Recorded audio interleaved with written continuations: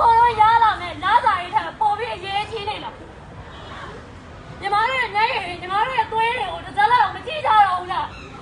ခဲမှာရှိနေတဲ့လူတွေအကုန်လုံးကအတန်းငယ်တဲ့ခါလာဝင်နဲ့လုံးနေကြတော့မဟုတ်ဘူးလားထွက်လာခဲ့ပြီပါစီတွေမှာပူးပေါင်းပေးပါ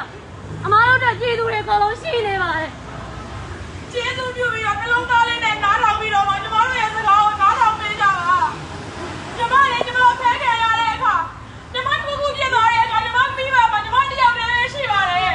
ညီမမိဘညီမရဲ့လမ်းစာပေါ်မှာပူတည်ပြီးတော့မှနေနေရတဲ့မိသားစုတွေပါ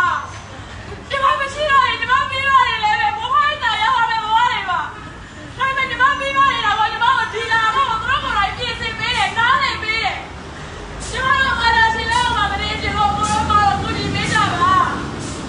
ကျေးဇူးပြုပြီးညီမတို့အကူညီပေးကြပါ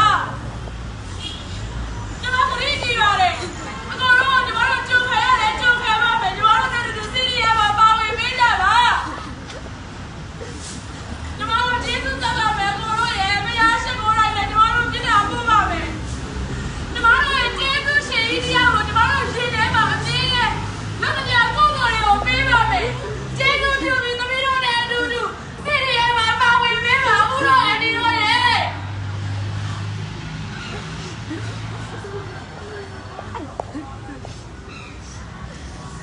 သမီးတို့အားလာရှင်လားမနေချင်ဘူး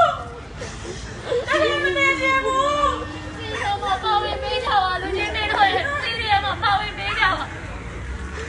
အားလာရှင်လားမလုံးဝမနေချင်လို့ညီမတို့တောင်းဆိုပါတယ်တော့အားလာရှင်လားမနေချင်ဘူးကျေးဇူးပြုပြီးသမီးတို့နဲ့စီရီယာမှာပါဝင်ပေးပါပြီးတော့တော့စီရီယာမှာပါဝင်ပေးပါအားလာရှင်တဲ့အောက်မှာတစ်ရက်လည်းမနေချင်ဘူးနှစ်ရက်လည်းမနေချင်ဘူးတစ်လလည်းမနေချင်ဘူးဘယ်တော့မှမနေချင်ဘူးဒါကြောင့်မလို့သမီးတို့နဲ့အတူတူစီရီယာမှာပါဝင်ပေးကြပါချက်ကြီးလေးကိုပါတယ်တောင်းလည်းတောင်းပါပါတယ်ကျေးဇူးပြုပြီးတော့ကူညီပေးကြပါကျေးဇူးတင်ပါတယ်